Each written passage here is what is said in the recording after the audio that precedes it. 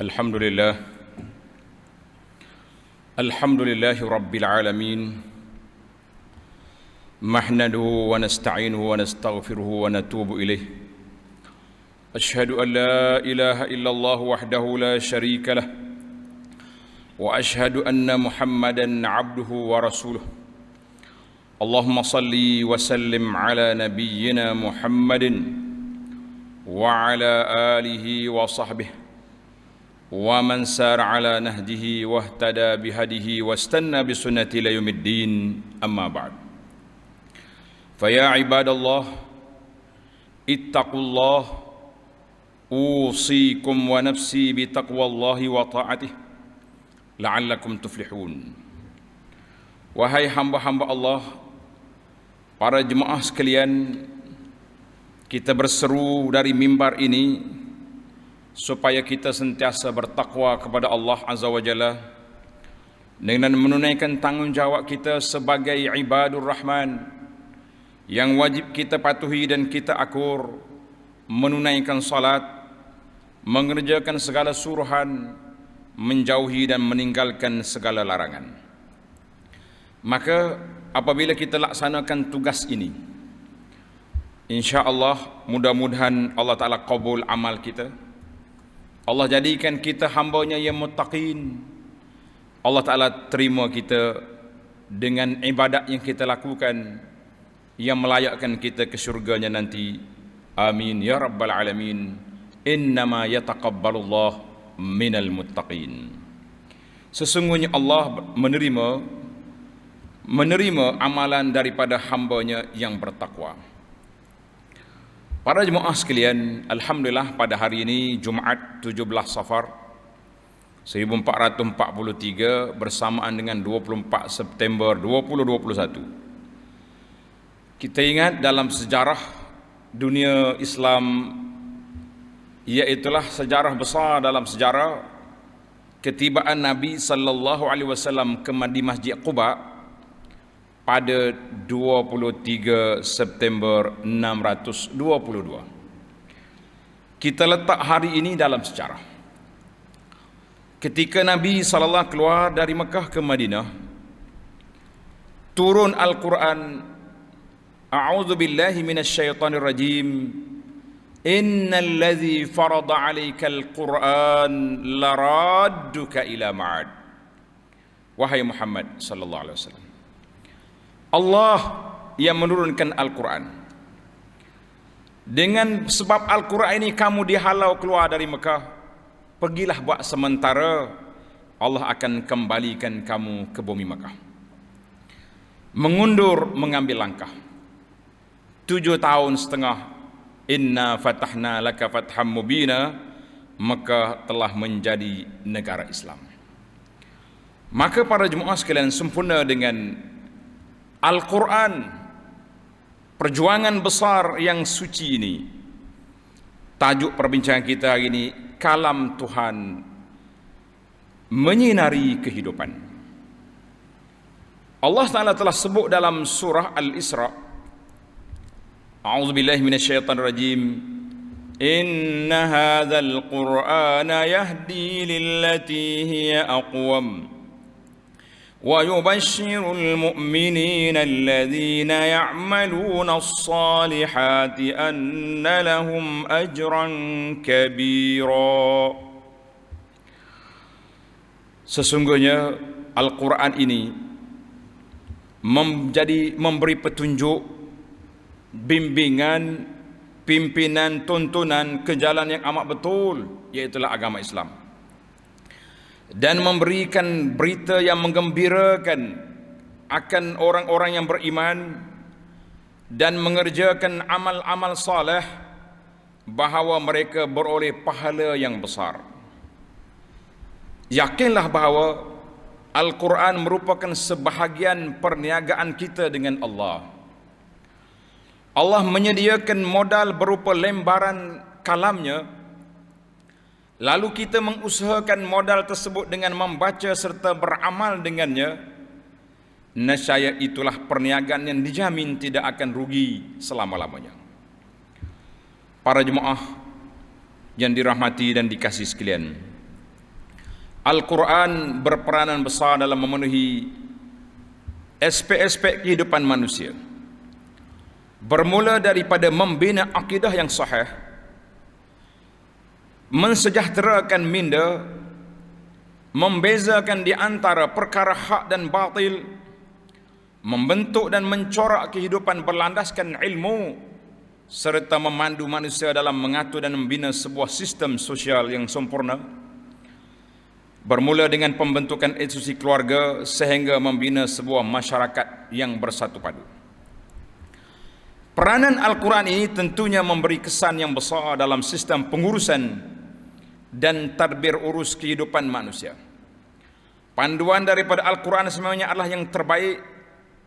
Kerana itu jadikanlah Al-Quran sebagai rujukan utama, dan bukan hanya memberi tumpuan dalam pembacaan Al-Quran semata-mata tanpa mengambil manfaat daripada segala ajaran, didikan, ilmu, pengajaran, ibrah melalui pelbagai kisah yang terdapat dalamnya.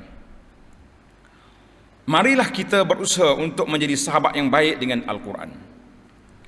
Tetapkan masa untuk membaca Al-Quran dan memahami isinya setiap hari. Dalam kesibukan melakukan aktiviti harian, sepatutnya kita boleh menyediakan ruang dan waktu khusus untuk tadabbur isi Al-Quran, sebagaimana yang telah difirman oleh Allah Azza wa Jalla dalam surah Muhammad sallallahu alaihi wasallam ayat 24, afala yatadabbaruna al-Quran am ala qulubin aqfaluha. Apakah mereka sengaja tidak berusaha memahami serta memikirkan isi Al-Quran, atau telah ada di atas hati mereka kunci penutup yang menghalang daripada menerima hidayah petunjuk Al-Quran? Makna tadabbur sebagaimana yang dijelaskan oleh para ulama ialah memerhatikan makna-makna ayat-ayat Al-Quran dan meneliti kandungannya. Dia berbeza sedikit dengan tafsir. Tafsir menghuraikan maksud ayat dengan sabab nuzulnya, dengan nasih mansukhnya, dengan kata itu kata ini. Setelah kita selesai daripada dengar tafsir, di sana ada ilmu tadabbur. Kita memerhatikan isi apa yang Allah nak beritahu kepada kita.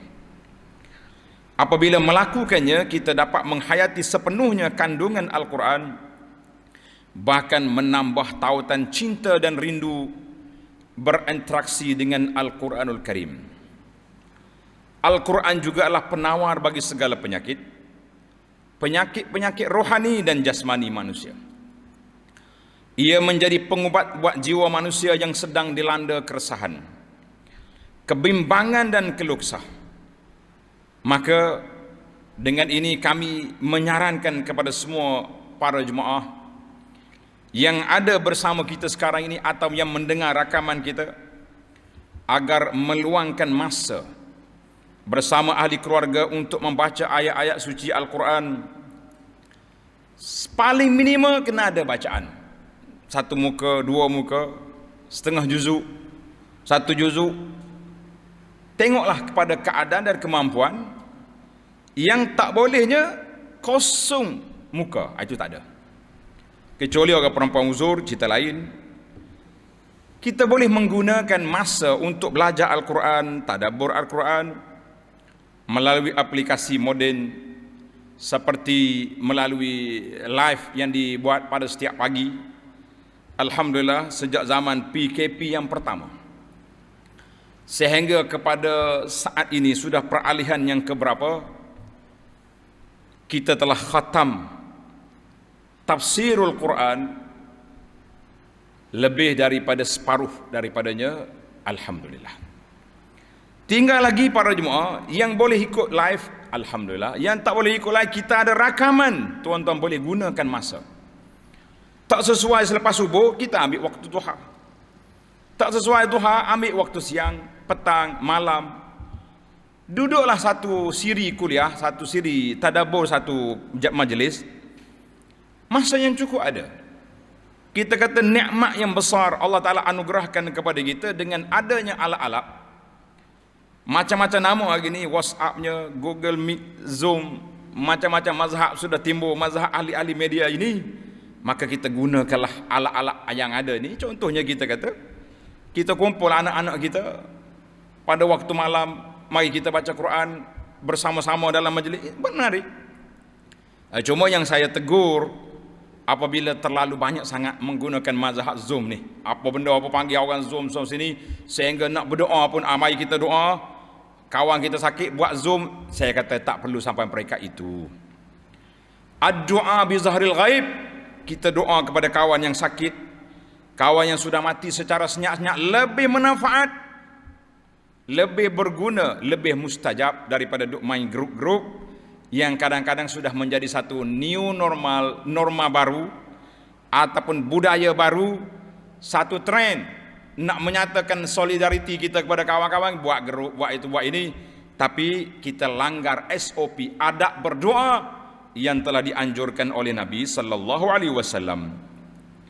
Maka para jemaah sekalian, Al-Quran sebagaimana yang telah disabda oleh Nabi sallallahu alaihi wasallam daripada Abu Umamah Al-Bahili, Iqra'ul Quran fa innahu ya'ti yaumal qiyamati syafi'an li ashabihi. Bacalah Al-Quran, kerana sesungguhnya ia akan datang pada hari kiamat sebagai syafaat, pemberi pertolongan kepada para pembacanya dengan izin Allah. Hadis ini rawahu Muslim. Para jemaah sekalian, dalam suasana situasi pandemik ataupun epidemik ataupun berapa saja suasana, tidak dinafikan kebanyakan masyarakat kita hari ini dihimpit dengan pelbagai tekanan hidup, kesempitan dan kesusahan. Kerana itu Al-Quran adalah penawar yang dapat mententeramkan dan mengharmonikan jiwa insan yang dihimpit pelbagai mihnah dan ujian. Di samping kita berusaha untuk keluar daripada himpitan tersebut, jangan pula bila lapar ambil Quran je baca, tak pergi masak nasi. Orang ni bukan kena puji, kena bawa ambulan hantar ke hospital jiwa kerana salah memahami maksud Al-Quran menyelesaikan segala masalah. Mudah-mudahan dengan keberkatan Al-Quran yang selalu kita lazimi membacanya, tadaburnya, belajarnya, akan melepaskan kita daripada bahaya COVID-19. Dan kita mengharapkan Allah Azza wa Jalla, ya Allah, ya Tuhan kami, dengan kuasa-Mu ya Allah, dengan limpah kurnia-Mu ya Allah, angkatlah bencana ini daripada negeri dan negara kami, supaya hamba-hamba-Mu dapat bersempuh, memenuhi semua ruang dalam masjid kami ini dan juga masjid-masjid yang lain, khususnya pada hari Jumaat, pada saat salatul jamaah. Sidang jemaah yang dirahmati dan dikasihi sekalian, kita simpulkan tajuk Al-Quran ini, Al-Quran sebagai pedoman kita bersama. Yang pertama, Al-Quran adalah mukjizat teragung dan abadi. Mukjizat Nabi yang lain sudah hilang. Mukjizat Nabi Musa sudah lama hilang tongkat dia. Mukjizat Nabi-Nabi semua sudah hilang kecuali Al-Quran yang dikenali dengan nama Al-Mu'jizatul Khalidah, mukjizat yang kekal abadi sampai ke hari kiamat. Siapa dia baca Quran, menghayati Al-Quran, mereka akan meningkat keimanan, menambahkan ketakwaan, dan menghilangkan stres dan perkara-perkara yang berkaitan dengannya. Kerana itu Al-Quran berperanan memandu manusia ke jalan yang benar dan membebaskan mereka daripada azab api neraka. Yang kedua, jadikan Al-Quran sebagai rujukan utama dengan mengambil manfaat daripada segala ajarannya, didikannya, ilmu dan ibrah pengajaran melalui pelbagai kisah yang terdapat dalam Al-Quran. Biasanya para jemaah sekalian, kisah-kisah dalam Al-Quran ini dia berlegar, bermula dengan kisah Nabi Nuh, Ibrahim, Musa, Saleh, Hud, Nabi Isa. Sebab banyak sebab. Tuan-tuan yang ikuti pengajian kelas kita pada saat pagi, bicara kita Al-Quran itu, kita akan dapat menjiwai kenapa diulang-ulang Tetapi dalam setiap surah ada perkara yang berbeza yang disentuh oleh Allah Azza wa Jalla. Bila kita tadabbur, kita nampak, oh Masya Allah, Al-Quran 22 tahun lebih turun, tidak ada maklumat yang bercanggah, tidak ada fakta yang boleh dikondem, yang adanya auta orang tak mau baca Quran, itu yang ada. Para jemaah sekalian, yang ketiga, jadilah sahabat yang baik dengan Al-Quran. Sediakan ruang dan waktu yang khusus setiap hari untuk baca Quran, menghayati dan mentadabbur Al-Quran. Sebagaimana kata pendakwah, jangan tunggu ada masa nak baca Quran, tapi berilah masa, peruntukkan masa, siapkan masa untuk membaca dan tadabbur Quran. Ini ada setengah orang bila kata, kenapa tak baca Quran? Lorak, tak ada masa tu, duk buah di kedai kopi pagi pagi gelap boleh. Maka tuan-tuan dan jangan lupa puan-puan pun sama, berilah peruntukan masa untuk kita hidup ma'al Quran. Barakallahu li wa lakum bil Qur'anil azim wa nafa'ani wa iyyakum bima fihi minal ayati waz zikril hakim wa taqabbala minni wa minkum tilawatah innahu was samiul alim. Aqulu qawli hadza wa astaghfirullaha li wa lakum wa li jami'il muslimina wal muslimat al ahya'i minhum wal amwat fastaghfiruhu innahu wal ghafurur rahim. Alhamdulillah. Alhamdulillahilladzi hadana li hadza wa ma kunna linahtadiya laula an hadana Allah. Asyhadu an la ilaha illallah wahdahu la syarika lah wa asyhadu anna Muhammadan abduhu wa rasuluh. Allahumma salli wa sallim ala abdika wa rasulika Muhammad wa ala alihi wa sahbihi ajma'in, amma ba'du. Fa ya ibadallah, ittaqullaha haqqa tuqatih. Wahai hamba Allah, bertakwalah kepada Allah dengan sebenar-benarnya.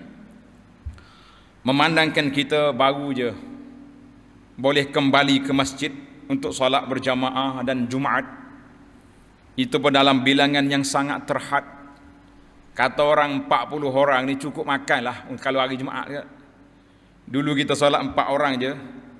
Ada negeri yang telah buka ikut kapasiti masjid dengan penjarakan. InsyaAllah kita berdoa pada Allah SWT semoga akan dibuka sepenuhnya masjid, Covid ini akan hilang, kita dapat kembali beraktiviti, melakukan ibadat dan segala perkara dengan baik dan bebas, insyaAllah. Cuma sedikit perhatian, oleh kerana lama sangat tak pergi masjid, saya bimbang takut tuan-tuan lupa ataupun buat-buat lupa dengan adab masjid. Bila kita datang masjid, jangan lupa masuk masjid sebelum azan, jangan duduk selagi tidak solat tahiyatul masjid. 2 rakaat baru duduk. Yang kedua, ini dia panggil SOP masjid. SOP mari masjid, tuan-tuan sudah tahu. Dengan pakai topinya, pakai masnya, dengan bawa alat-alat sejadahnya macam-macam. Yang kedua, yang pertama tahiyatul masjid. Andainya kita datang sudah masuk waktu, teruskan dengan solat qabliyah. Solat qabliyah, semua waktu ada qabliyah. Kemudian jangan lupa selepas solat zikir dulu. Zikir selepas solat yang telah kita ajar kepada para jemaah sekalian. Ini ada setengah orang ni happy sangat jumpa kawan-kawan lama yang tak jumpa. Paling assalamualaikum tu pakai puak buah selalu. Kita kata Masya Allah, tabarakallah. Zikir dulu. Habiskan zikir yang maksur yang diajar oleh Nabi sallallahu alaihi wasallam, yang saya letak 10 bacaan dalam kad kita tu. Kemudian kita solatlah ba'diyah. Sebab nak balik rumah mungkin terlupa kita nak solat nanti. Kita ambil yang lebih ringan, solat di masjid. Sebelum balik, nanti bimbang kalau balik rumah pakai tak solat. Kena jaga adab-adab etika ini. Ini dipanggil SOP masjid yang perlu kita jaga supaya kita tidak kerugian. Jadi para jemaah sekalian, masuk dalam masjid, kalaulah kita kata oleh kerana penjarakan menggalakkan kita duduk jauh, contohnya kita datang awal, kita pergi duduk di sah depan, kita solat tahiyatul masjid, letak sejadah, pergilah duduk sandar di belakang pun tak apa. Sebab nak ambil penjarakan, tak mau dekat-dekat. Bila orang qomat, masuk cepat. Sayangnya setengah orang mari awal tapi duduk dekat belakang, menunggu tiang-tiang yang sedia ada, yang sangat setia, tak akan lari insya-Allah kecuali masjid sudah runtuh. Kenapa pergi awal, duduk di belakang? Tuan-tuan, kata-kata ini tuan-tuan akan ingat, penyesalan yang tidak berguna. Bila masuk dalam kubur, baru kita tengok hisab, meruginya aku. 5 langkah daripada tiang ke saf awal, tapi aku bermain-main, cuai, abai, tidak berebut nak cari tempat. Kita kata ini kerugian, yang penyesalan yang tidak berguna. Itulah di antara SOP yang kita nak pesan. Mudah-mudahan ada manfaatnya kepada para jemaah sekalian. Ada juga yang mari duduk di luar sedangkan masanya sudah ada. Kalau kita bagi ruang duduk di dalam, kenapa duduk di luar? Hadza min ajaibid dunya. Pelik. Waktu orang tak mari masjid, nak pergi masjid. Bila orang pergi masjid, duduk jauh. Kenapa? Allahul musta'an wa alihi tuklan. Maka pada hari Jumaat dan hari-hari yang lain, banyaklah selawat ke atas Nabi sallallahu alaihi wasallam, kerana perintah Allah dalam Al-Quran, innallaha wa malaikatahu yusalluna 'alan nabi ya ayyuhalladzina amanu sallu 'alaihi wa sallimu taslima. Allahumma salli 'ala Muhammad wa 'ala ali Muhammad kama sallaita 'ala Ibrahim wa 'ala ali Ibrahim wa barik 'ala Muhammad wa 'ala ali Muhammad kama barakta 'ala Ibrahim wa 'ala ali Ibrahim fil 'alamin innaka Hamidum Majid.